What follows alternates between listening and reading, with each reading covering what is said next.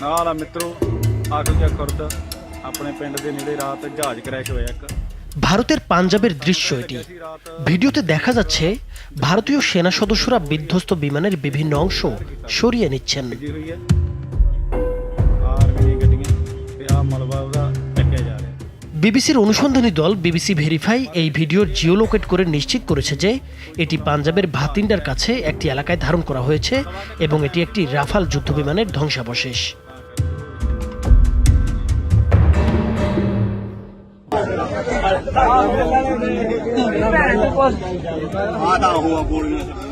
অন্য দুটি ভিডিও রাতের বেলা ধারণ করা। একটিতে দেখা গেছে ধান খেতে বিমানের ধ্বংসাবশেষ পড়ে আছে, আরেকটি ভিডিওতে দেখা যাচ্ছে আকাশে একটি প্রজেক্টাইলে আগুন ধরে নিচে পড়ে দাউ দাউ করে জ্বলছে।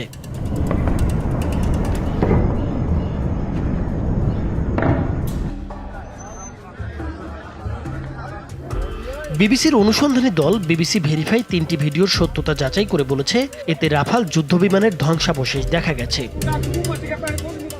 সোশ্যাল মিডিয়া ছড়িয়ে পড়া আরও একটি ছবিতে একটি যুদ্ধবিমানের পেছনের পাখা মাটিতে পড়ে থাকতে দেখা যায়। সেখানে BS-001 এবং রাফালে লেখা রয়েছে।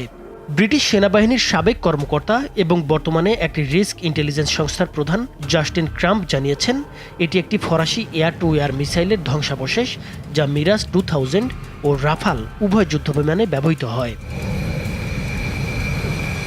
পাকিস্তান দাবি করেছিল ভারতের সামরিক অভিযানের সময় তারা অন্তত 5টি যুদ্ধবিমান ভূপাতিত করেছে, যার মধ্যে 3টি রাফাল ছিল।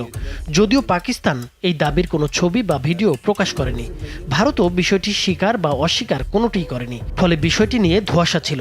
তবে বিবিসির অনুসন্ধানী দল বিবিসি ভেরিফাই 3টি ভিডিওর সত্যতা যাচাই করে বলেছে এতে রাফাল বিমানের ধ্বংসাবশেষ দেখা গেছে।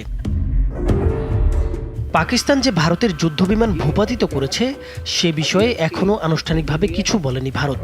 তবে এক প্রেস ব্রিফিংয়ে দেশটির পররাষ্ট্র সচিব বিক্রম মিস্ত্রি বলেন সঠিক সময় এলে বিস্তারিত জানানো হবে। নাইমুর হোসেন, মাছরাঙ্গা টেলিভিশন। ਆਖਿਆ ਖੁਰਦ ਆਪਣੇ ਪਿੰਡ ਦੇ ਨੇੜੇ ਰਾਤ ਜਹਾਜ਼ ক্র্যাশ ਹੋਇਆ ਇੱਕ।